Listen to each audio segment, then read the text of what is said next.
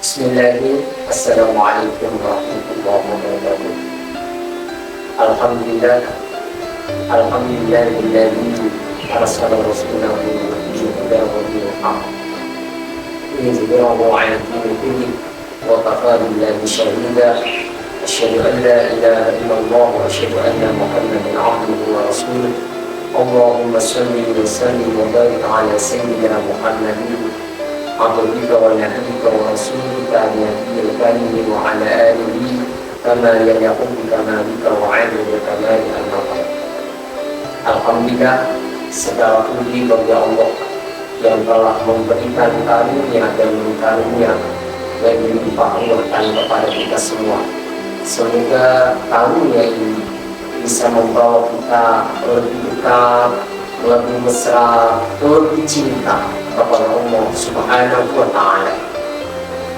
Pada kesempatan kali ini kita bertemu kembali. Semoga melalui pertemuan ini kita akan mendapatkan banyak manfaat, pancaran, pencerahan dari Allah Subhanahu wa Ta'ala yang bisa mengantarkan kita lebih bahagia daripada kemarin.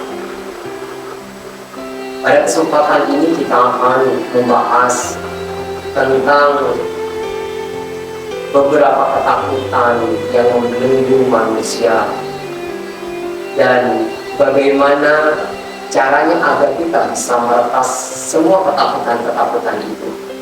Karena ketakutan itulah sebenarnya yang memproduksi penderitaan, kesedihan mendalam dalam diri manusia.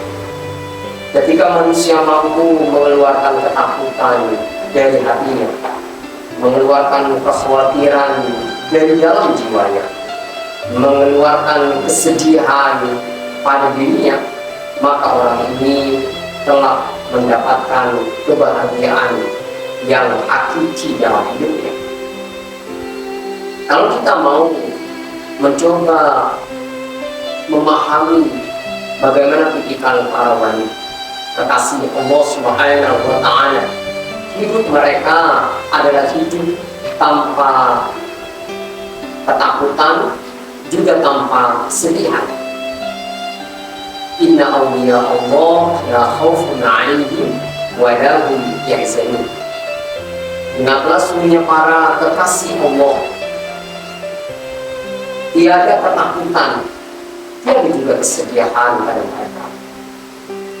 Maka kesempatan ini kita fokuskan pada beberapa ketakutan yang sering kali menyergap manusia. Pertama adalah takut sendirian. Meskipun kita berada dalam keramaian, tapi kita ini merasa sendirian dan takut. Dari hari ke hari kita akan bertambah terpojok dalam kesendirian kita. Apalagi jelas-jelas kita disingkirkan dari kehidupan sosial masyarakat. Banyak orang yang mungkin memaki kita, menjelek-jelekkan kita, merendahkan kita, bahkan mengusir dari kehidupan mereka. Lalu kemudian kita merasa tidak punya siapa-siapa sebagai tempat bersandar bagi kita. Ketika kita merasa sendirian, di sanalah ada penderitaan yang akan menyergap dan membelenggu batin kita. Agar kita tidak merasa sendirian, haruslah disadari bahwa sejatinya kita tidak pernah sendirian. Allah Subhanahu wa Ta'ala selalu membersamai kita setiap saat. Wa huwa ma'akum ayyama kuntum wallahu bima ta'maluna basir. Dia bersama kamu di mana saja kamu berada, dan Dia melihat akan apa yang kalian lakukan. Jika kita menyadari bahwa Allah Subhanahu wa Ta'ala yang maha segala-galanya itu senantiasa menyertai kita, meliputi kita, membersamai kita, lalu mengapa kita selalu dirundung perasaan sendirian? Apa yang dibutuhkan dalam kehidupan kita? Kita bantu, berharap bantuan, pertolongan, maka tidak ada yang bisa menolong kita kecuali Allah Subhanahu wa Ta'ala. Apalagi semua makhluk ini berada dalam kontrol Allah. Maka agar kita tidak selalu terperangkap dalam perasaan kesendirian ini, kita harus mulai belajar menyadari akan kehadiran Allah. Allah itu hadir, tidak pernah gaib dari kehidupan kita. Dan dia setiap hari berkehendak kepada kita. Kulla yaumin huwa fi syan. Setiap saat, setiap waktu dia punya kehendak kepada kita. Dan bahkan ketahuilah, tidak ada yang paling dekat dengan kita melebihi daripada Allah Subhanahu wa Ta'ala. Sehingga ketika kita sendirian, siapa tempat curhat kita? Tempat curhat kita, tempat kita menumpahkan semua perasaan di kita ini adalah Allah Subhanahu wa Ta'ala. Sebagaimana Allah Subhanahu wa Ta'ala berfirman, wa idza sa'alaka 'ibadi 'anni fa inni qarib ujibu da'watad da'i idza da'an falyastajibu li wal yu'minu bi la'allahum yarshudun. Apabila hamba-hambaku bertanya kepadamu Muhammad tentang aku, katanya Allah, fa inni qarib, maka sesungguhnya aku dekat sekali dengan kita. Maka mungkin ketika kita sudah dijauhi oleh semua makhluk, semua manusia menjauhi kita, ketahuilah yang paling dekat dengan kita dan tidak akan pernah meninggalkan kita hanyalah Allah Subhanahu wa Ta'ala. Agar kita bisa memahatkan kesadaran ini di dalam jiwa kita, senantiasa kita ucapkan sebuah zikir, Allahu hadiri, Allahu nadiri, Allahu ma'i, Allah qaribun minni.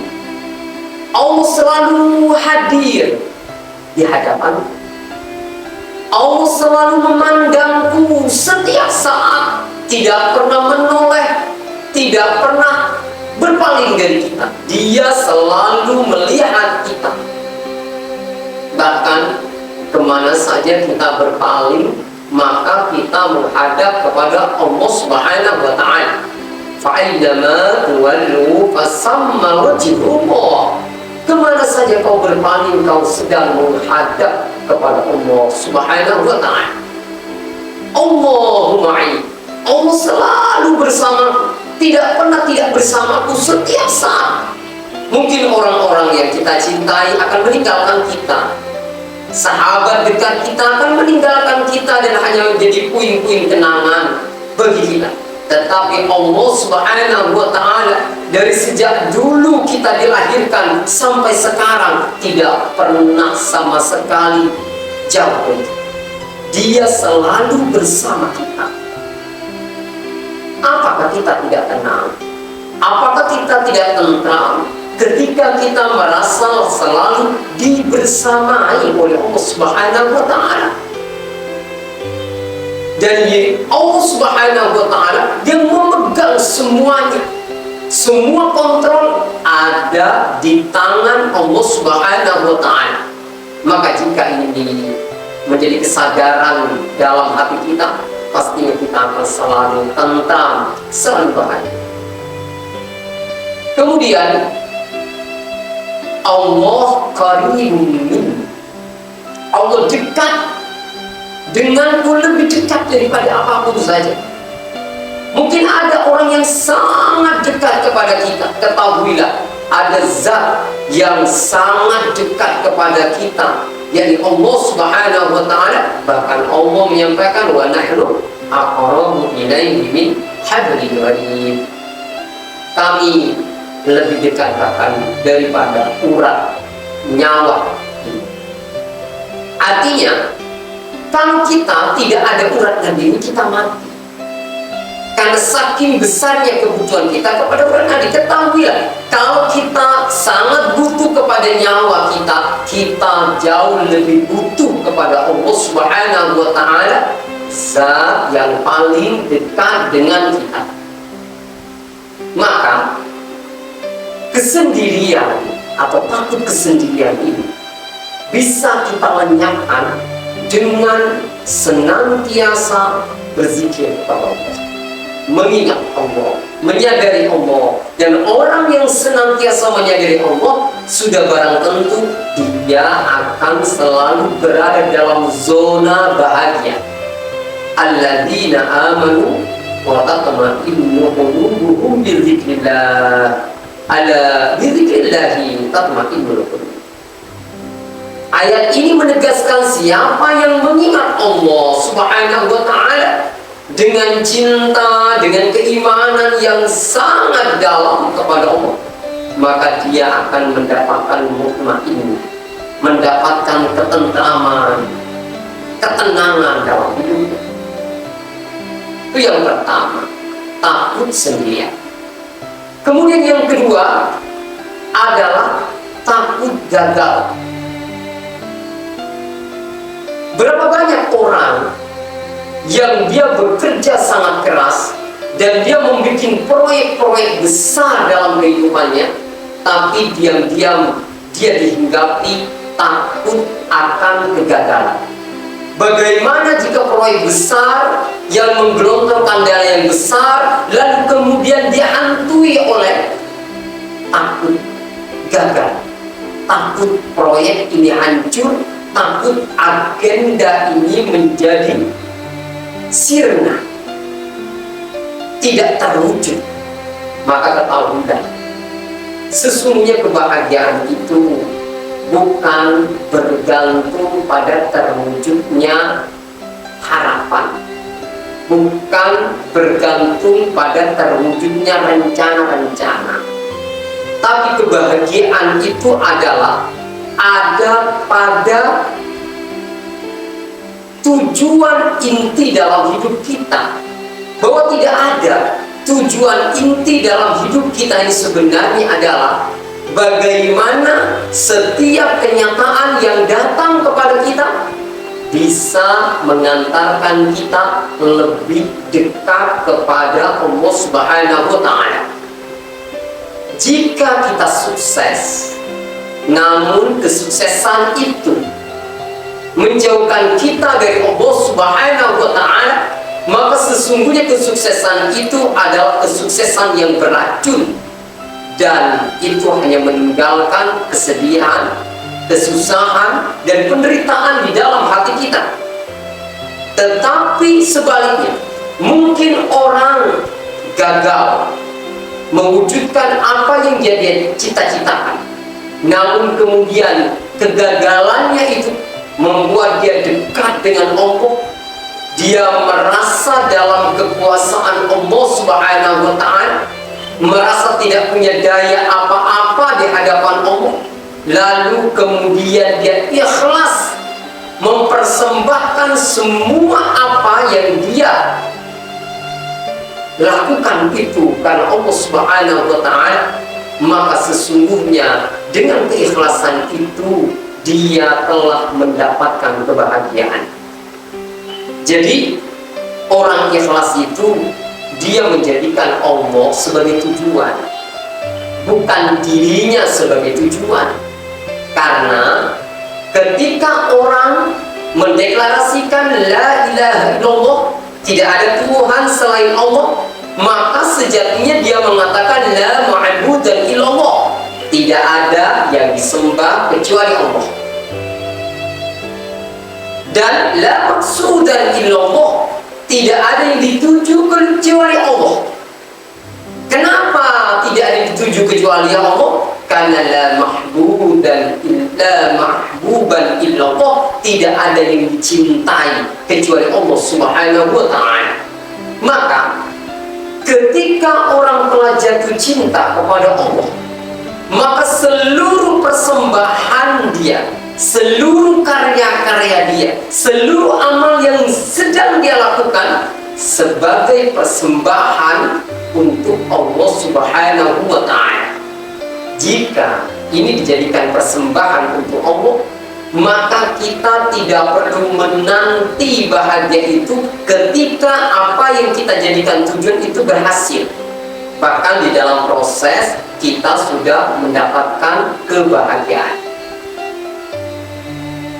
Ada sebuah kisah fable, kisah binatang semut. Semut ini dia berjalan, ternyata dalam setiap dia bergerak membawa ranting-ranting pohon yang kecil. Lalu ditanya oleh kawannya, "Wahai semut, untuk apa kau bawa ranting-ranting itu?" "Aku membawa ranting-ranting ini untuk mempersembahkan sebagai rumah bagi kekasihku."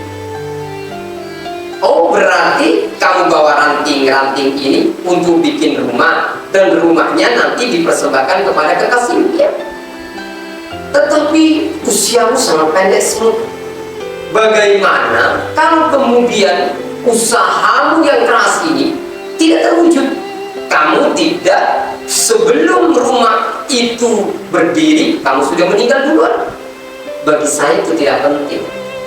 Yang penting saya menjalani semuanya ini dengan semangat cinta kepada kekasihku, dan ketika nanti Tuhan memanggilku, maka sesungguhnya aku bahagia karena aku mati di jalan cinta, sedang mencintai kekasih." Demikian juga sesungguhnya ketika kita beramal, maka ikhlaslah. Kita jangan fokus pada pencapaian, ikhlaslah bahwa sesungguhnya amal yang kulakukan ini tidak ada lain tujuannya kecuali hanya untuk mendapatkan ridho Allah Subhanahu wa Ta'ala. Ketika orang ikhlas, maka dia bisa menikmati proses. Bukankah sesungguhnya kebahagiaan itu terletak pada proses? Jadi kebahagiaan bukan terletak di tujuan, justru ada dalam proses. Ketika kita sedang makan, kenikmatan makan itu ada pada saat mengunyah, bukan ketika kita sudah kenyang. Saat mengunyah, kita bisa merasakan kenikmatan dari makanan yang sedang kita punya. Tetapi ketika kita tidak hadir saat sedang mengunyah makanan, pikiran kita tertuju kepada banyak hal selain makanan yang sedang kita punya, maka kita tidak bisa menikmati makanan. Sementara orang yang ikhlas itu menikmati kini yang terus berjalan. Karena apa yang dia lakukan itu sejatinya bukan persembahan dia, tapi ini bahkan anugerah dari Allah. Saya bisa memberi kepada orang lain, itu adalah anugerah yang diberikan oleh Allah Subhanahu wa Ta'ala, sehingga kita bisa menikmati pemberian itu. Artinya kita sudah bahagia ketika memberi, tidak perlu menunggu mendapatkan balasan dari apa yang kita beri. Dan Allah Subhanahu wa Ta'ala memerintahkan kita beribadah. Tetapi ibadah seperti apa sejatinya yang diharapkan oleh Allah? Allah menyampaikan, "Wa ma khalaqtul jinna wal insa illa liya'budun." Tidak menciptakan jin dan manusia kecuali menyembah. Tetapi Allah menekankan, "Wa ma umiru illa liya'budullaha mukhlishina lahu-d-din." Yang diperintahkan oleh Allah kecuali menyembah dengan ikhlas karena Allah Subhanahu wa Ta'ala. Jadi orang yang ikhlas karena Allah tidak akan pernah dihantui takut gagal. Kenapa? Karena gagal itu adalah sesuatu yang menjauhkan kita dari Allah. Tetapi semua kenyataan baik itu yang disebut dengan gagal secara materi atau berhasil, apabila itu mendekatkan kepada Allah Subhanahu wa Ta'ala, maka itu itu sejatinya keberhasilan. Tanda bahwa itu keberhasilan membekaskan kebahagiaan di dalam hati kita. Kemudian yang ketiga adalah takut kehilangan. Kita mengira orang kaya itu bahagia.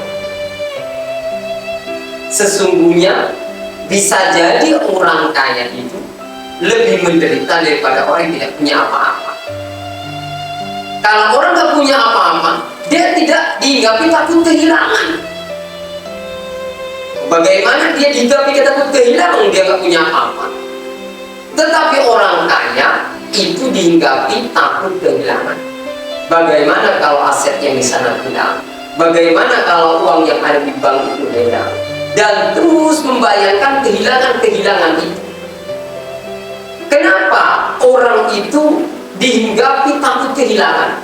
Orang dihinggapi takut kehilangan karena dia merasa memiliki. Seolah-olah apa yang ada di sekitarnya itu adalah miliknya. Padahal kalau kita mau merenung lebih dalam, ketahuilah bahwa sesungguhnya pemilik itu bisa mempertahankan apa yang menjadi miliknya. Tapi nyatanya kita tak bisa mempertahankan meskipun sehelai rambut saja pada apa yang ada di dalam diri kita.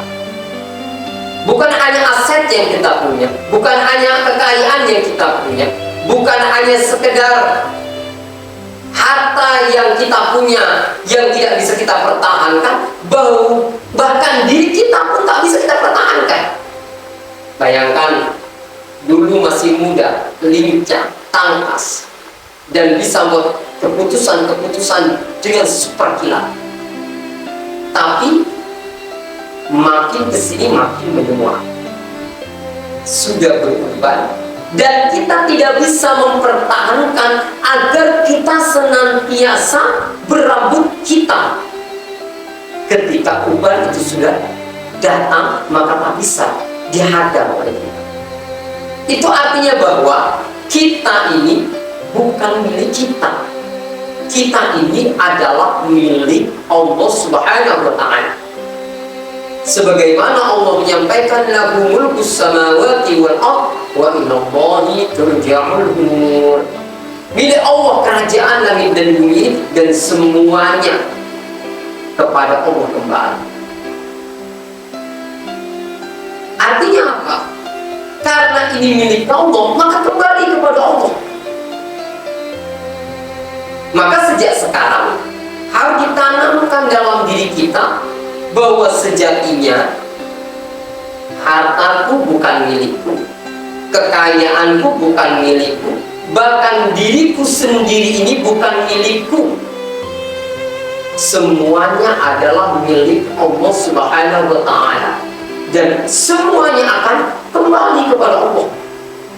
Sehingga dengan demikian kita tidak disergap takut akan kehilangan. Dan anehnya, justru yang menjadi milik kita itu bukan apa yang ada di genggaman, bukan apa yang kita simpan, tetapi yang menjadi milik kita itu adalah apa yang kita berikan, apa yang kita bagikan, apa yang kita donasikan. Itulah diri kita yang sebenarnya. Selagi uang itu ada di genggaman kita, itu bukan milik kita. Tetapi ketika uang itu kita berikan kepada fakir miskin, membantu mereka, membahagiakan mereka, maka uang itu sudah menjadi milik kita. Karenanya maka jangan salah paham tentang milik, bahwa milik itu adalah apa yang kita berikan, bukan apa yang kita simpan. Kemudian yang keempat adalah takut kematian. Semua orang dihinggapi takut kematian. Karena ini disebut dengan the mother of earnest. Ini adalah induk dari semua ketakutan. Mungkin kita boleh nggak punya apa-apa asal kita masih hidup. Kita tidak perlu kaya raya asalkan kita masih hidup. Karena hidup itu menjadi sarana kita untuk merengkuh nikmat-nikmat Allah yang lain.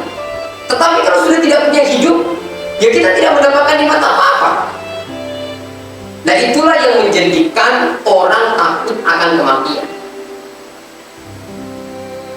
Kadang-kadang kita juga takut akan kematian karena kita merasa belum memiliki modal yang cukup untuk menghadap kepada Allah Subhanahu wa Ta'ala. Sehingga ya Allah, kita meminta agar diberikan panjang umur dulu untuk mengumpulkan amal yang banyak sebagai bekal setelah kematian. Tapi ada orang yang terus-menerus takut akan kematian. Dia hantui kematian setiap saat. Padahal Allah Subhanahu wa Ta'ala hanya meminta kita ketika kita menghembuskan nafas terakhir adalah berserah diri kepada Allah. Jika kita berserah diri kepada Allah, maka cukup bagi kita sebagai modal untuk menghadap kepada Allah Subhanahu wa Ta'ala. Sebagaimana Allah Subhanahu wa Ta'ala berfirman, "Ya ayyuhalladzina amanu taqullaha haqqa tuqatih wa la tamutunna illa wa antum muslimun." Wahai orang-orang beriman, bertakwalah kalian kepada Allah dengan sebenar-benarnya takwa. Dan jangan sekali-kali kalian mati kecuali dalam keadaan berserah diri kepada Allah Subhanahu wa Ta'ala. Kematian itu bisa datang kapan saja, karena kematian di luar kendali kita, tetapi dalam kontrol Allah Subhanahu wa Ta'ala. Karenanya kita harus selalu ready, selalu siap menghadapi kematian. Dengan modal apa? Dengan modal berserah diri kepada Allah. Dan tanda orang yang berserah diri kepada Allah itu bagaimana? Tanda orang berserah diri kepada Allah, dia tidak akan pernah resisten, tidak pernah reject, tidak pernah menolak apapun takdir yang ditetapkan oleh Allah Subhanahu wa Ta'ala kepadanya. Dia selalu menerima, dia selalu mendekat semua tampilan takdir dari Allah Subhanahu wa Ta'ala. Dan apabila orang selalu ridho dengan setiap kenyataan dan ketetapan Allah Subhanahu wa Ta'ala, maka dia akan mendapatkan ridho dari Allah. Ya ayyatuhan nafsul mutmainnah, irji'i ila rabbiki radiyatan mardiyah wadkhuli fi ibadi wadkhuli jannah. Wahai jiwa yang tenang, irji'i ila rabbiki, kembalilah engkau kepada Tuhan, radiyatan mardiyah, dalam keadaan ridho dan diridhoi oleh Allah. Wadkhuli fi ibadi, jika engkau ridho maka masuklah dalam circle hamba-hamba pilihanku, hamba-hamba kinasih Allah. Wadkhuli jannati, dan masuk ke dalam surgaku, katanya Allah, surga kedekatan Allah Subhanahu wa Ta'ala. Maka modal kita menghadapi kematian adalah berserah diri, dan tanda orang yang berserah diri kepada Allah adalah ridho dengan Allah, menerima Allah seutuhnya, menerima semua takdir yang datang kepadanya seutuhnya, tidak memilah dan tidak memilih. Kenapa? Karena semua yang datang dari Allah adalah baik, karena Dia Maha Baik. Maka kesimpulannya, pada diri kita ini rentan mengalami 4 ketakutan. Pertama, takut sendirian. Maka takut sendirian ini menyadari akan kehadiran Allah ini adalah nilai-nilai yang diturunkan oleh sholat. Sholat itu menyadarkan kepada kita, Dia Allah selalu bersama kita setiap saat. Kemudian takut gagal. Takut gagal ini bisa diretas dengan nilai-nilai yang diturunkan oleh puasa. Puasa itu ikhlas. Maka orang yang ikhlas, dia bisa menikmati perjalanan, bisa menikmati proses. Dan sesungguhnya kebahagiaan itu ada di proses. Proses itu terjadi di kini dan di sini. Sementara tujuan kan masih yang akan datang. Tetapi proses itu ada di kini yang terus berjalan. Dan kenikmatannya itu ada di sini, ada di kini yang terus berjalan. Kemudian kalau kita ingin meretas namanya takut kehilangan, maka melalui nilai-nilai yang dipancarkan lewat zakat. Zakat itu melepaskan apa? Menyadari bahwa apa yang ada pada diri kita bukan milik kita, tetapi justru yang menjadi milik kita adalah apa yang kita berikan. Ketika kita melepaskan, itu sudah menjadi milik kita. Melepaskan di jalan Allah Subhanahu wa Ta'ala. Ini akan mendorong orang untuk senantiasa berbagi, senantiasa berdonasi, dan membahagiakan orang lain. Kemudian takut akan kematian. Takut kematian ini bisa diretas dengan nilai-nilai yang diturunkan melalui haji. Haji itu adalah dari kematian. Maka nilai-nilai yang ada pada haji itu adalah berserah diri total kepada Allah. Penyerahan itu ditampakkan melalui pakaian ihram berwarna putih, kain berwarna putih. Itu menandakan penyerahan diri kepada Allah Subhanahu wa Ta'ala. Maka orang yang berserah diri kepada Allah, maka dia akan diterima oleh Allah Subhanahu wa Ta'ala sebagai hamba-hamba terpilihnya, terakreditasi, diakui oleh Allah sebagai hambanya, dan dia dimasukkan dalam surga kedekatan dengan Allah Subhanahu wa Ta'ala. Semoga kita semua dihindarkan dari ketakutan-ketakutan ini, agar kita bisa menjalani kehidupan ini dengan bahagia, dengan tentram, dan berlimpah kemuliaan, berlimpah keberkahan. Semoga ini bermanfaat bagi kita semua, dan semoga Allah Subhanahu wa Ta'ala memberikan kesempatan-kesempatan kepada kita di waktu yang lain berjumpa melalui channel ini. Wassalamualaikum warahmatullahi wabarakatuh.